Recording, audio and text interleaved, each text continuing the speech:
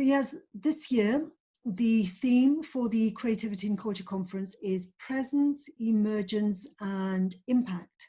And Okay. I know you do a lot of work with branding, and for me that was the initial connection between presence is like when Yeah. we create our own brand and we become present. It's almost like a symbolic presence, isn't it? Not even Yeah. a Yeah. tangible presence. So let's start with that. What are your thoughts Sure. on our presence as a brand? I think if I were to define presence, thinking about individuals and how they present themselves, I think probably the best way to describe it is distinguishing between presence and charisma. So I think charisma, you often feel that the individual might come across in a particular well-presented way, and they may be very charming. You may find that they're very likable. And presence can work in a similar way to that, but I think presence has more to do with how somebody can make you feel. And the reason why that links into things such as personal branding is when you work with someone and you get to know them as a colleague or as a manager, somebody in a leadership position, their presence can have a real impact on you. So for example, the way somebody may walk into a room, how they communicate without just the use of the words, but perhaps their body language, and the way they talk to people who are in perhaps not necessarily in at the same level, or maybe colleagues or clients or whatever it is. That sort of adaptive communication style can have a real impact on how different people feel around somebody based on their presence. So when I'm talking to students about personal branding and talking about presence, we spend a lot of time reflecting on how we behave around other people and feedback we get from other people in terms of how we might make them feel. So I actually remember a specific example from a student who came to one of my personal branding workshops, and he said, I never understood why when I walk into a room everyone would just kind of shrink away, and then I'd start to speak and they just lift up because they realize I'm really not a scary person. So I think it's having that awareness and building the self-awareness to understand how your behavior might impact other people's feelings when you interact with them. That's what I kind of think about when I talk about presence. Mhm. Yeah, that makes a lot of sense. And so, in addition to this physical impact on others through our energy, either we can make them feel small or we can make Yeah. them feel big. And in addition to that, there's the cognitive impact that the presence of somebody can trigger ideas. They might, Yes. even without them saying a word, just their presence there reminds you of something and you get an idea. I agree. I find that really interesting as well. I find it quite fascinating. I think when you watch things such as people deliver talks, or if you attend a meeting, or if you meet someone for the first time, and there is that kind of energy that you might feel around somebody. I think tying it into personal branding as well, where somebody might have shared values and you don't necessarily know the person, but through the process of having a conversation with them for the first time, you realize, whether it's deliberately or subconsciously, that there may be shared value systems. And I think that feeds into how you perceive somebody and perceive their presence and how that relates to you. Mhm. Yeah, and sometimes when people are working in groups, they can be present in a group, and from previous history, they might feel that their idea is not going to be valued, and so therefore they don't verbalize them, and so the Absolutely. presence of someone could be overshadowed simply by Yeah. the presence of a more dominant person. Absolutely. And I think, again, that ties in with having the self-awareness to know how your presence and behavior can impact other people, whether you are an intimidating person, whether you intend to be or not. Some people, I think, don't intend to behave in a way that might intimidate others. Or equally, I think you could have somebody whose presence might appear quite small and quiet and timid, but actually it's just the nature of that person's ability to reflect internally rather than talk their ideas out loud. So I think building the awareness, not just about yourself and how you come across to other people, but trying to understand that the way other people come across isn't always done with intent, but trying to understand how people work and interact to build a more effective team environment as well. And then there's the introversion extroversion dynamic, isn't there? That some Yes. people, as you alluded to, they might seem to be very quiet, but actually they're thinking, and they're just full of bubbling with ideas that have been stimulated through being part of that group, even though they haven't verbalized anything, or it hasn't seemed as though they've contributed something, but they have been working really hard under the surface, and the ideas are being churned as a Yeah. result of the presence of others. And so when we are working in groups, whether we are introvert or extrovert, how important is this energetic presence compared with the cognitive, that internal, the invisible presence? I think if you're working in an established team, it can be really helpful to get to know what everybody's working preference is. So you can do a team Myers-Briggs assessment or a Belbin quiz, or all these kind of different assessment tools that exist, because I think sometimes having that foundation level of how different people within a group prefer to work will help you understand them better, and it really fosters that interaction in a more productive manner, rather than being frustrated by somebody being really quiet and seeming not to engage and seeming not to work, somebody else seeming really dynamic and taking over the conversation, but actually, and being extroverted myself, I can definitely relate to this, but I don't like uncomfortable silences, so I always feel like I have to fill the silence. But actually it may be that the people I'm talking to are just churning things internally, as you say, and there isn't a need for me to fill the silence, but actually give people that space to think.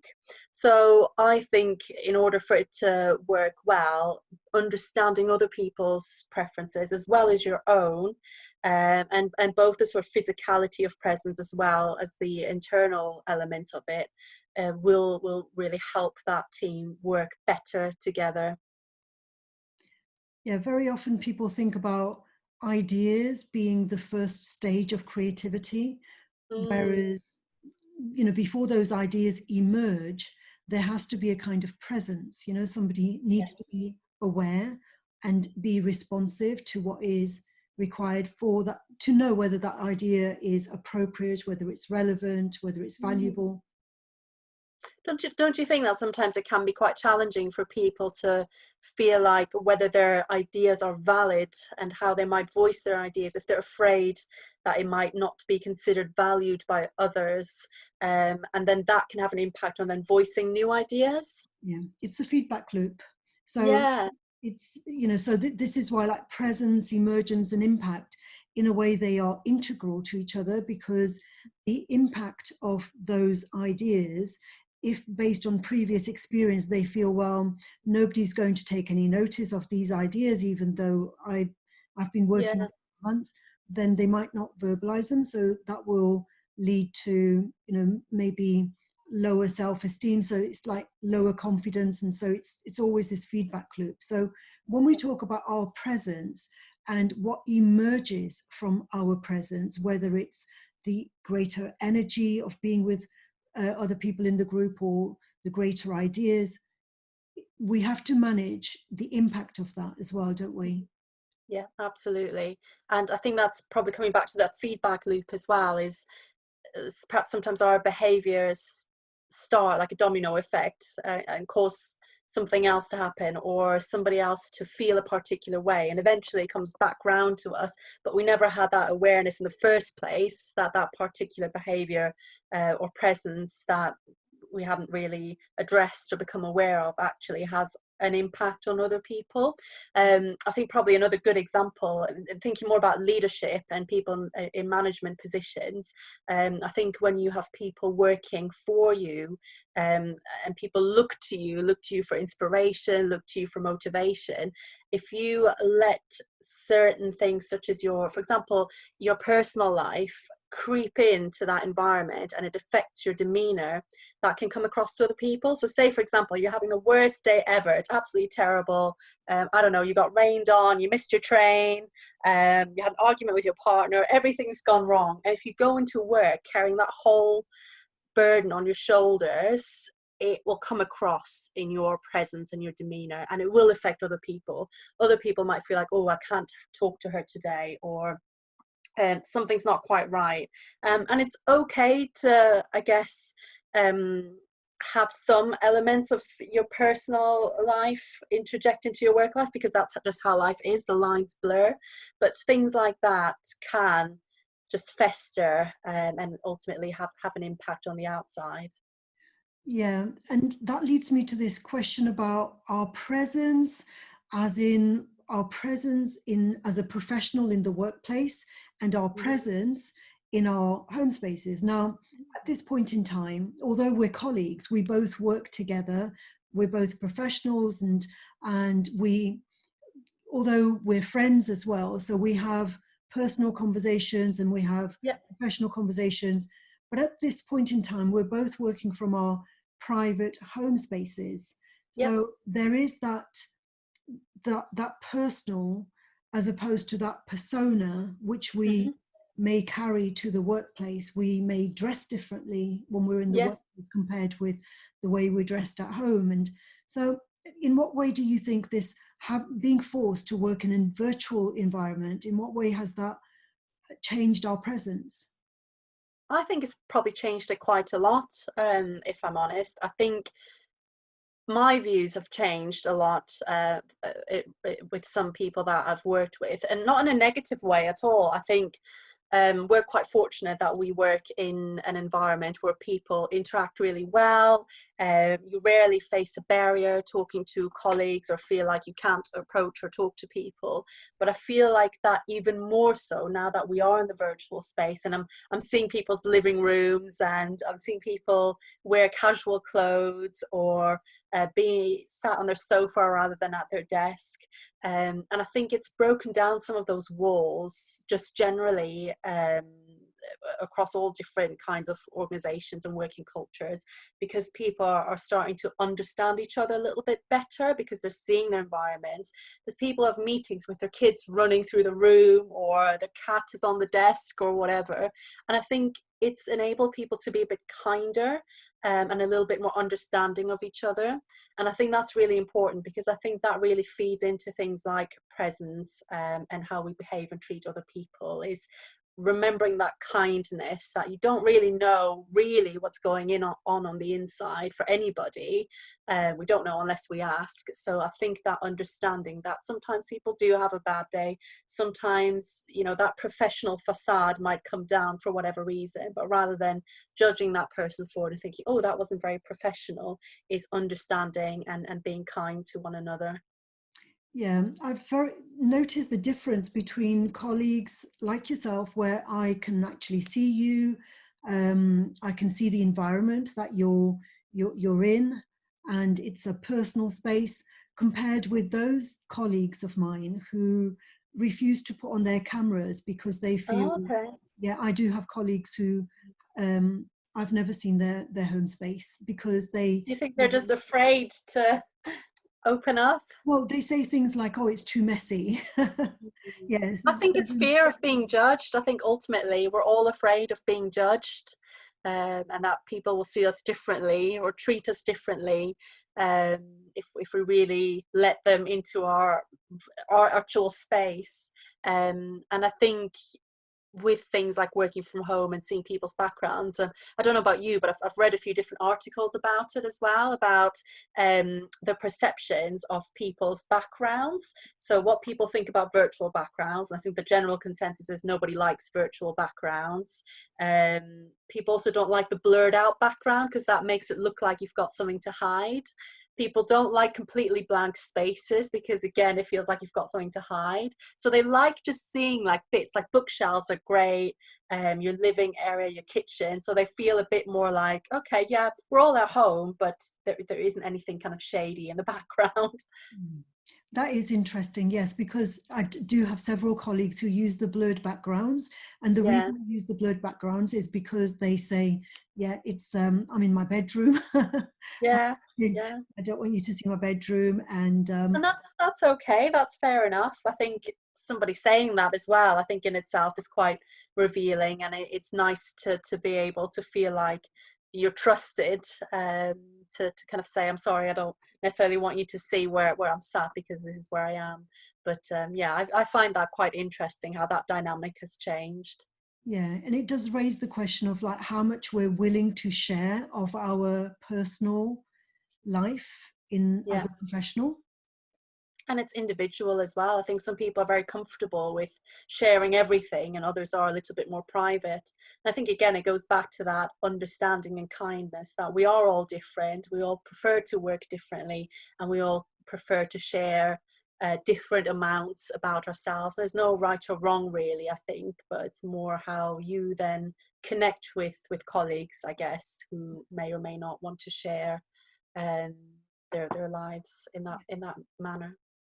And you mentioned earlier about being an extrovert, and when you are present, when you're delivering your workshops, you exude energy, you do Zumba dancing, and you know that kind of, so your persona already is one of like someone with a huge amount of energy. And so that is the energetic part of being a trainer and delivering, Hmm. being an educator. And then there's the content delivery. And I think, you know, there are several approaches, and one of the two common approaches to delivering a workshop, one is to have a very structured approach where everything is planned and you know exactly what you're going to say, and you can anticipate almost what the students are going to say and what the Hmm. end outcome is going to be. And very often when we're being trained to be teachers, we're trained to make sure that our aims and objectives are achieved and that everyone is aware of what the aims and objectives are, as though it's a linear trajectory that we are, Yeah.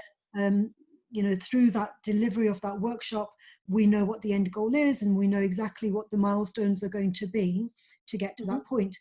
On the other hand, being very creative, being very energetic, being very passionate about our work, this takes a lot more courage, in my opinion, but we go into the lesson not knowing exactly what the outcome is going to be. Yeah. And we go with that courage, knowing that our presence will be the catalyst that's Hmm. required for things to occur around us. Hmm. And that whatever emerges will be much better than what we Yeah. planned. I completely agree with that. Mhm. And so when you do your trainings, like for branding, Hmm. how do you get that balance between what is planned and what emerges? Yeah, definitely. So I go in with some structure, some material ready. To be honest, I tend to adjust it depending on the level the students are at. Because the session that I teach, the day-long workshop, um, there isn't a kind of fixed point in the student's journey that that session occurs. It could happen at the start, it could happen in the middle, or it could happen at the end. So I've seen different groups of students who are at the various stages. And I actually find that the most challenging is working with the students at the end, because they feel like they already know it all, and they've probably learned some of the material in other sessions or other modules. They're quite jaded to an extent as well, because kind of fed up by that point and just want to get it done.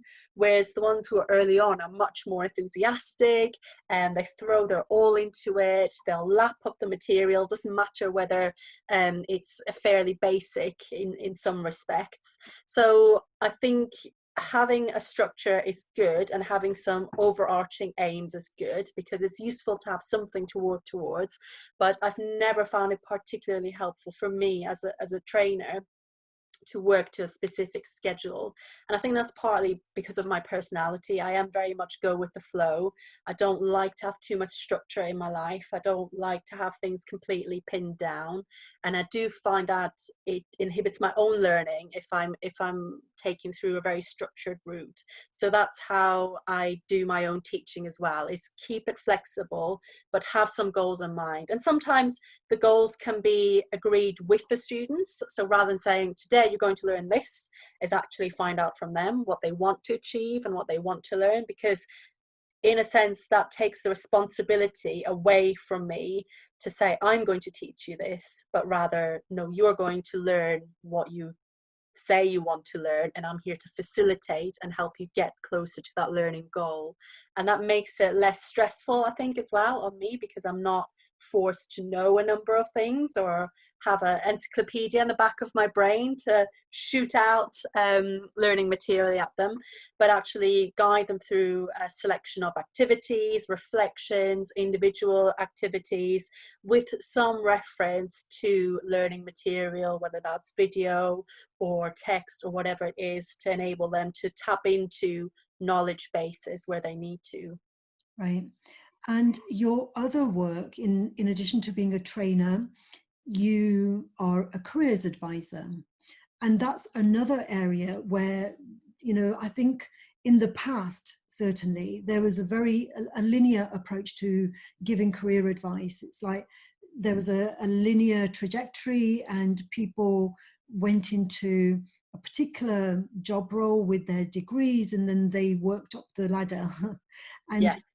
in contrast, over the last decade, perhaps even longer, perhaps, but slowly, there's been a change towards this more emergent type of career, where we wait to see what opportunities are available, and we wait for what's happening. I mean, especially in the current pandemic, Yes, there needs to be an emergent approach rather than a linear approach, doesn't there?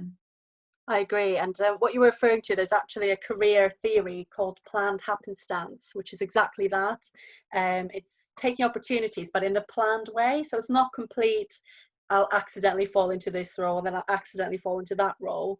But it's planning your career more around your objectives, your personal development, your values, more so than specific job titles. So you're not necessarily chasing a specific paycheck or a specific role.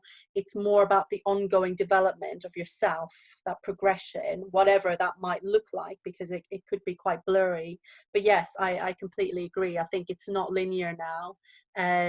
Certainly a lot of the people I work with, or I wouldn't say I advise them, I think guide or coach is probably a better term to use, because I wouldn't tell somebody you should consider doing this, or because you have these skills you should do that. But I often find, particularly with career changers, that things don't necessarily become linear. They don't necessarily move into a new role that is then a progression. They may have to move sideways or backwards, take a few steps back to then move forward again. So you end up with this kind of zigzag line for career rather than a straight linear line. Yeah. And I think when we talk with highly successful people, very often they will say that they ended up being in the right place at the right time, having the right conversation with the right person, and that's how they fell into a job that they'd never planned for, or a career that they hadn't anticipated. Yes, I've definitely had conversations like that. I think it can come across a little simplistic when people say that, because I think it diminishes that there is actually quite a lot of hard work involved as well. But yes, I think often it's being brave to take the opportunities and go for it and try it out, rather than letting the fear of, well, what if it doesn't work out? What if this happens? What if that happens? I think that's where the distinguishment is people who are afraid but then do it anyway, versus perhaps people are afraid and then don't take those risks to then progress or to develop within their career. Yes, well, in my work as a coach, I've noticed this fixation on what we have in our minds of like what we want to achieve. So in my work as a coach, when I was in London, I worked with a lot of single people who had a very fixed idea of the kind of partner that they wanted, and they hardly ever ended up meeting that partner because they weren't allowing the emergence of opportunities and meeting with real people. They were trying to meet the person that was they'd created in their head, who didn't exist outside of their head. Whereas those who came out of one relationship and went into another and were simply ones who took the opportunity. They met somebody. They didn't actually plan to meet somebody. They met somebody and they invested in what existed rather than, going on this kind of mad quest for something that didn't exist. Yeah, I think that's a really good comparison. And I often compare career development to dating, because I think, you can have things like matching theory where, like on a dating website, you're looking for the right match and you're trying to find someone where your values and their values align and you have enough in common for it to create a match. And similar with job hunting, it's your skills and what the job requires and finding the one that's a good enough match. And it doesn't have to be 100%, it might be 70% that you meet that job requirement and the rest is a development area. So yes, I think you're absolutely right. I think the perfect job does not exist. The perfect career does not exist. And I think, yes, I think putting your time and effort into developing will probably also make you happier than trying to strive for something that is unattainable. And I suppose with creativity and about being resourceful, those who are most successful with their creativity are those who use the resources that are available to them, rather than those who end up being frustrated because they continue to say, well, I don't have the resources that I need, instead of Absolutely. And I think it's having a conversation with your line manager, for example. So when I talk to those students who are employed and who are frustrated by their job role or their workplace, saying, well, I've got everything out of it that I possibly can, then perhaps one way to regain some of that motivation from the role, if there's no way that that person at the moment could progress or move on or whatever, but they find themselves in that frustration of, well, I'm not enjoying my job as much, is having those conversations with a line manager about, well, how can I put my skills to best use in a way that is going to enable me to progress. So it might be a change to the current job role that they're in, so changing some of the duties and tasks, getting involved in different projects, an ability to try something out where they can be more creative, for example. So it's trying not to see a job as this fixed box of, now I'm doing this job, I can't do anything else, I'll have to get a new job if I want to do something else. But why can't you negotiate the job role that you're in to go with how you're progressing as a person as well, so that you are able to become more resourceful and more creative. What I've noticed, Yaz, is that those who are highly creative hardly ever fit into any organization. No, no, They're mavericks, and so they no, I know. yeah. I don't think any job I've ever done, I've done it to the letter of the job description. I've always veered off and done random things with it. Yeah. Yes, and they, this is why a lot of them will go into consultancy work, perhaps, because then they're always on the periphery. They're never. Yeah, they can do what there's less rules. There's less rules about how you should do the job, because every client is different. Every project is different. Yes, that's right. Okay, so final thoughts then on presence, emergence, and impact, and the relationship between them. What would you say? I think final thoughts are, when we think about presence, is to try to gain some self-awareness about what our presence is, and the impact it has on other people. So not being afraid to ask for feedback, whether that's colleagues, members of our teams, senior managers, getting some of their feedback about our presence. What am I like in a meeting? How do I conduct myself during projects, and getting sort of the work done, that sort of thing. And also gaining that awareness about preferences. So what we said earlier about introversion, extroversion, and trying to also understand other people around us. I think that sort of broader understanding of the self and other people is really, really beneficial. And I personally find it really interesting. I love learning about different people's preferences, their working styles, how they like to do things, why they like to do things that way, even if it ends up frustrating me or I don't understand it. I think it can be really beneficial and interesting. Yeah, because that way we learn what we don't already know. Yeah. And how can we know what we don't know if we don't try to find out? Okay, excellent. Yes, it's been such a pleasure speaking with you, and I will speak to you again very soon. Speak to you soon. Thank you very much. Bye for now. Bye.